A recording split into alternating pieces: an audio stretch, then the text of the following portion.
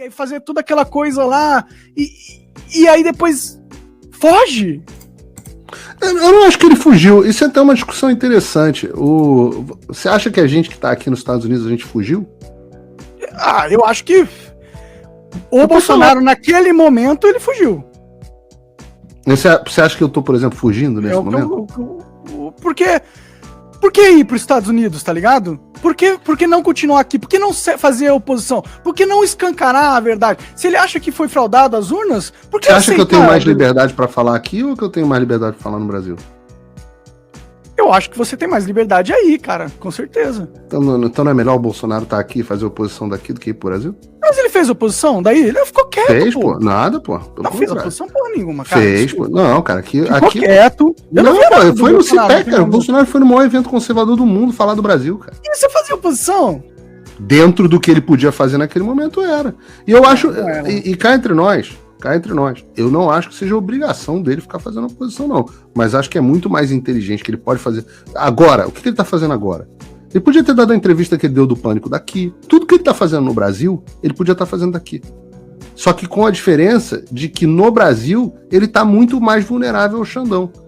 Então, eu faço essa avaliação, que é o seguinte, eu fui contra o Bolsonaro, não o Bolsonaro vir para os Estados Unidos. Para mim, ele deveria ter vindo depois do mandato dele, e não enquanto era presidente, mas isso é uma outra história. Mas, cara, podia ter vindo um dia depois. Veio no dia 30, podia ter vindo no dia 31. Mas beleza. Chegou aqui e não devia ter voltado pro Brasil, cara. Eu discordo plenamente. O que você tá fazendo no Brasil? Por que você tá no Brasil? Por que é mais vantajoso você tá no Brasil? Porque eu tenho que... Porque qual credibilidade eu vou passar para as pessoas de lutarem contra isso se eu não tenho a coragem de estar lutando aqui junto com eles, entendeu? Mas não é coragem, cara. Então, a pergunta isso é a mesma coisa que você virar e falar assim, porra, o cara que é um bombardeiro de um piloto B-21 Stealth, ele é menos corajoso do que o cara que tá lutando na fronteira. Eu acho que é mesmo. Mas claro que não é, cara. Quem que ajuda mais a ganhar a guerra? Ok, mas... Quem ajuda mais a ganhar a guerra? Quem que tá mais vulnerável? O cara na trincheira? Então o mais corajoso não é nem o cara que tá na trincheira, é o cara que tá levantando e correndo com uma bandeira, gritando freedom no meio do tiroteio. Porque existe uma diferença. Cara, de novo, falta a Bíblia. A Bíblia fala o seguinte: Jesus Cristo fala isso mesmo. Eis que vos envio como cordeiro no meio de lobos. Portanto, sejam inocentes como a pomba, mas astutos como a serpente. Então, claro que você deve conservar a bondade e a inocência no seu coração, mas você não deve ser trouxa. Então, eu gosto dessa discussão, tá? Porque até nesses dias o Bruno Garchag, que é um cara que eu gosto muito, admiro muito o intelecto dele, fez insinuações desse tipo. O Constantino ficou puto, sentou o pau nele ontem no 4x4, com razão o Constantino. Mas eu gosto do Garchag, então eu procuro entender esse argumento. Uma mediação ali. Não, eu procuro entender esse argumento, que é o argumento que você está fazendo. Eu acho que se eu fosse para o Brasil, por exemplo, eu não seria nem um pouco mais corajoso, primeiro porque poucas pessoas sofreram mais consequências do que eu sofri. Poucas pessoas sofreram mais consequências do que eu sofri. Eu tive todas as minhas redes bloqueadas, todo o meu patrimônio no Brasil congelado, a quebra de todos os meus sigilos, o meu passaporte cancelado. O meu passaporte, cara. O cara cancelou meu passaporte. E uma multa de, acho que 20 mil reais para cada vez que eu falar o que o Xandão não gostar. Então, pouca gente teve mais consequências que eu no Brasil. O Bruno Garchag, o que aconteceu com ele? Nada, ele não fala nada, ele não falou nada contra ninguém. Então, o Bruno Garchag é mais corajoso que eu. O Bruno Garchag viu tudo que estava acontecendo e não fez nada. E ficou fazendo equivalência moral entre o Lula e o Bolsonaro. É que eu acho que essa discussão... Aí esse cara é mais corajoso do que eu só porque ele tá no CPF do Brasil? Essa discussão não é sobre coragem, Paulo, na minha opinião, ultimamente, entendeu? A questão é... Você perguntou que moral que você vai ter. Como assim que moral que você vai ter, cara? Se você sai do país, entendeu? Você já morava aí. Você não saiu do país, você já estava aí. Entendeu? Mas eu teria saído. Se eu estivesse no Brasil, hoje eu teria saído. Então, a gente, tipo... Da mesma forma... Mas na guerra é assim, cara. Mas na guerra é assim. Da mesma forma que você pega um avião para bombardear a posição inimiga. Você não fica no raio, não existe isso, cara. Não existe uma posição de artilharia que o cara fale assim, não, eu sou corajoso, então eu vou ficar dentro do raio de ação do inimigo. Ninguém luta uma guerra assim, cara. Tudo bem, cara, eu não tô julgando as pessoas que saíram do Brasil ou estão fora do Brasil. Mas eu te perguntei por que você não sai, porque eu acho que você deveria sair. Eu não vou sair tão cedo, entendeu? Eu acho que deveria sair. Eu acho que deveria sair. Porque eu acho que a gente precisa da sua voz.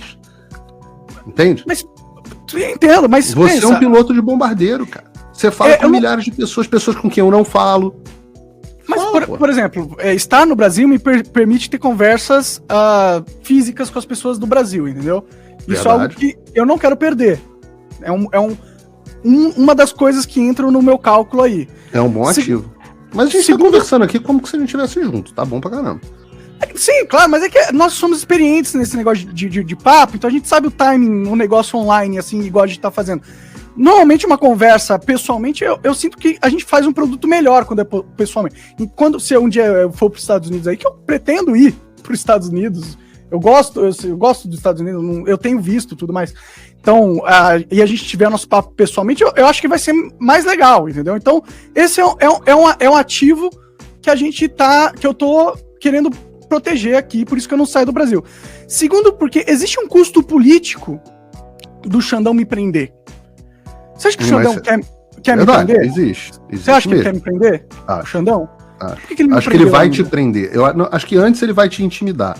Mais um pouco. Você já recebeu a Polícia Federal na sua casa alguma vez? Eu fui interrogado pela Polícia Federal. Como é que foi esse interrogatório? Mas não, nunca chegou na minha casa. Como é que foi o interrogatório na Polícia Federal? O que te perguntaram?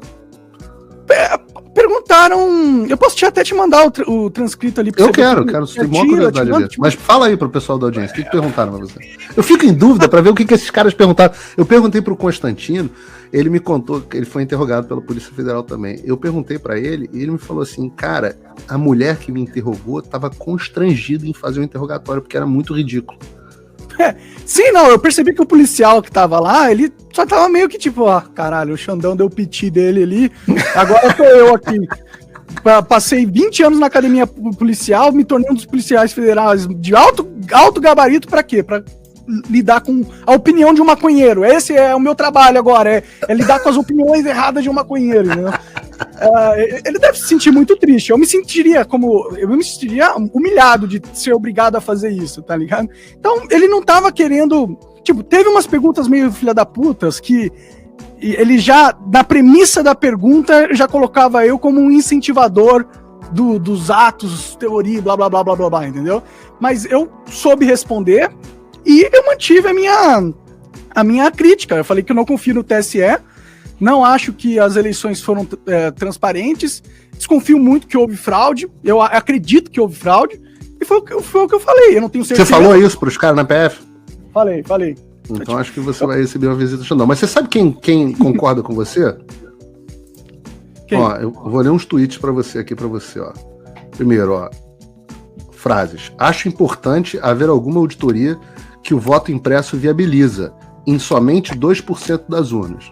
Isso é um tweet de 2019. Aí, em 2013, teve um cara que disse assim: hoje em Recife vi a comprovação científica de que as urnas eletrônicas são extremamente inseguras e suscetíveis à fraude.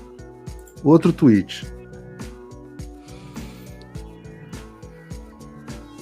Ele respondendo a um tal do Maurício Treviso. Sim, facilmente. Se uma pessoa-chave que controla as urnas eletrônicas quiser alterar o resultado, é possível?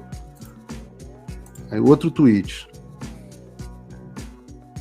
Eu estou aqui no seminário sobre eleições digitais. Fala agora o professor Diego Aranha, que conseguiu provar a vulnerabilidade das urnas eletrônicas. Sabe quem é esse? Flávio Dino. Eu vi isso aí. Pô, isso é inacreditável. Eles sabem. A minha defesa, se eu fosse o Bolsonaro, eu juro pra você, se eu fosse o Bolsonaro na minha tese do TSE, a minha defesa, já que não existe defesa de verdade, a minha defesa ia ser só sprint. Tá aqui, tá entregue a minha defesa.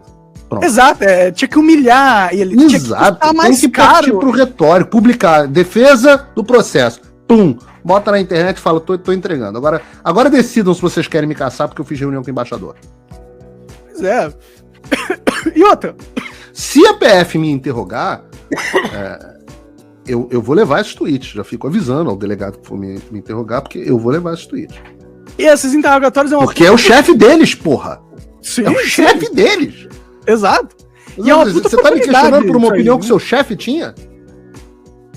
Pois é uma puta oportunidade esses interrogatórios policiais, porque eles sempre saem na mídia, né? Se você conseguir construir as suas falas de um jeito bem legal... Vai ser live. Acho que não pode transmitir. Pode. Eu posso fazer o que eu quiser. Eu tô debaixo da primeira emenda, meu amigo. Eu faço o que eu quiser. E essa é a diferença que está nos Estados Unidos. Se eu quiser transmitir live o meu interrogatório da Polícia Federal, eu vou transmitir. O cara pode dar voz de prisão, pode parar o interrogatório. Eu estou debaixo da primeira emenda. Tem uma emenda que diz assim: o governo não fará nada para limitar a liberdade de expressão. Pronto, acabou. Eu faço o que eu quiser.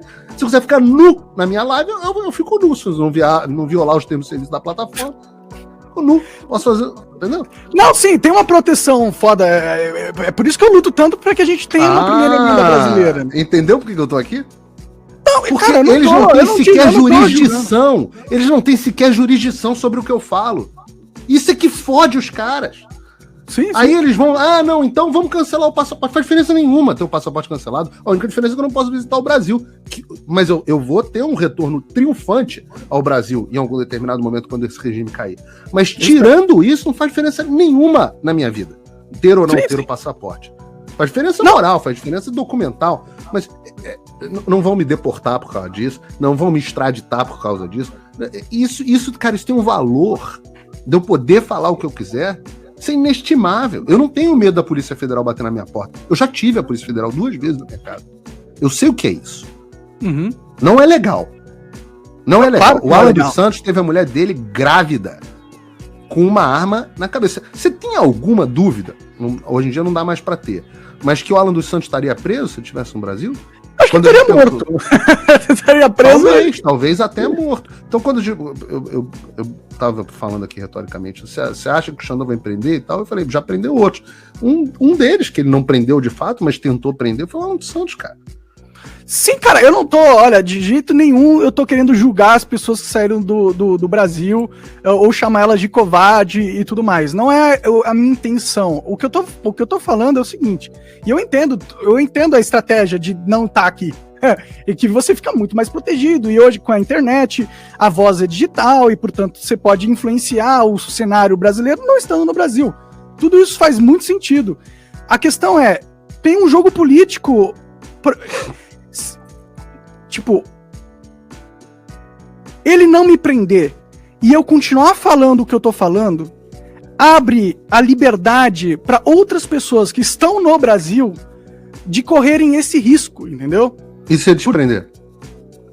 Se ele me prender, ele vai ter um custo político isso aí, entendeu? Porque não é... Mais custo político que caçar o Bolsonaro e prender o Bolsonaro. Vai prender o Bolsonaro, eu tô falando isso, as pessoas não estão dando ouvido. Espero ele prender o Bolsonaro. Pode não ser agora, mas vai ser. Você acha que vai ter o custo? Cara, o Daniel Silveira, por exemplo. O cara prendeu o Daniel Silveira, cara. É um deputado federal. Sim, eu não duvido que ele possa empreender. E todas essas coisas que ele tá fazendo estão tendo custos políticos para ele, entendeu? Por exemplo, a grande mídia hoje já não defende mais o Alexandre de Moraes como defendia. A Globo só falta mamar o Alexandre de Moraes todo dia no Jornal Nacional. Bom, eu não assisto o Jornal Nacional, mas o Globo... Experimenta. Eu também não assisto, não. Mas é uma experiência, assim, cara, inacreditável. Você fala assim, não é possível que os caras tenham se vendido a esse ponto. Sim, mas, por exemplo, o Globo, no seu editorial, me defendeu da censura. Coisa que, algum tempo atrás, era inimaginável que isso fosse acontecer, entendeu? E eu acho isso positivo. Eu acho que o que eles querem é tirar o Bolsonaro do jogo, entendeu? Depois que eles tirarem o Bolsonaro do jogo, acaba o consórcio, entendeu? O que unia eles acaba. E nessa falta de união, abre-se uma oportunidade pra gente explorar ações políticas diferentes, entendeu? Você acha que você vai ficar aí como sendo o cara, meio que o canário da mina, da esquerda, assim? Quando você morrer, é sinal de que o Alexandre passou dos limites? Você acha que você vai ser a corda que o Xandão vai arrebentar? Cara, eu acho que eu tenho a escolha de... Se eu for para os Estados Unidos agora... Não é fugir, cara.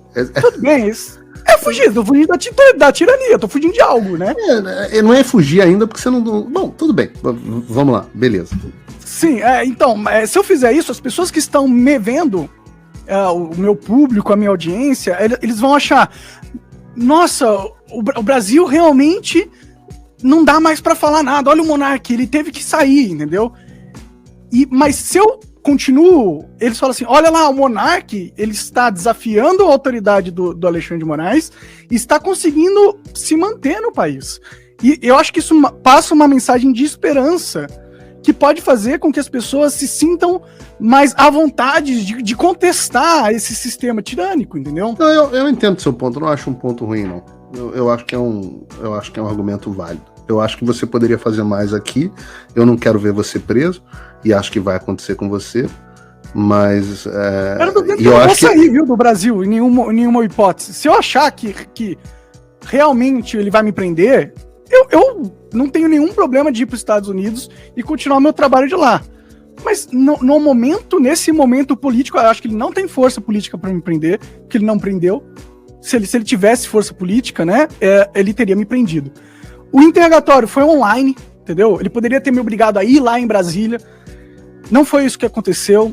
Então, sentindo o momento político que a gente está vivendo, eu acho que ainda há um espaço para continuar aqui. Enquanto ainda houver o espaço para continuar aqui, eu vou continuar aqui, porque eu não quero perder a chance de poder conversar pessoalmente com as pessoas.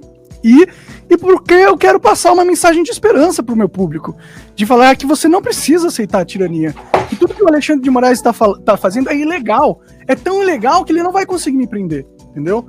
Porque seria um absurdo prender um youtuber, um maconheiro, uma coisa é você prender o Bolsonaro, que era presidente, tal, que é um cara de poder, digamos assim. Outra coisa é você prender um gordinho ter tudo.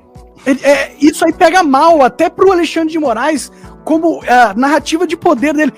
O Ciro Gomes me defendeu, tá ligado? E o Ciro Gomes do PDT foi o cara que trabalhou pra caçar o Bolsonaro. Você percebe que o jogo político ele é um pouco esquisito às vezes, tá ligado? E eu acho que eu tenho um papel de mostrar para Alexandre de Moraes os limites do poder dele. Porque o consórcio não está com o Alexandre de Moraes para qualquer coisa, entendeu? Eu acho que ele tem limites. E eu acho que a gente precisa mostrar esses limites para as pessoas.